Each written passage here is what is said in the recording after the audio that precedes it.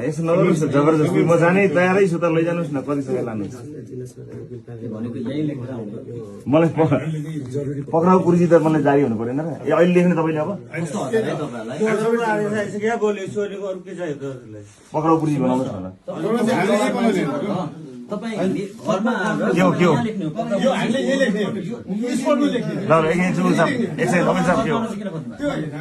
एकछिन पक्नु ए भाइ ठिक छ त मलाई दिनुहोस् न त ल्याउनुहोस् कि ल्याउनुहोस् मैले सही गर्नु पऱ्यो नि मलाई दिनुहोस् न पक्राउ पुर्जी कस्तो अचम्म यार एउटा पक्राउ दिनुहोस् न पक्राउ पुर्जी लेख्नुहोस् दिनुहोस् न भइगयो त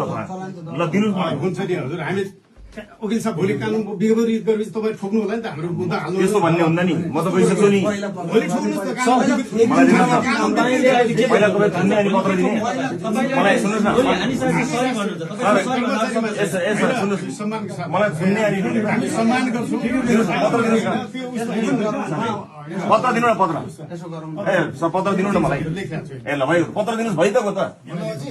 अलि गर्नै परेन त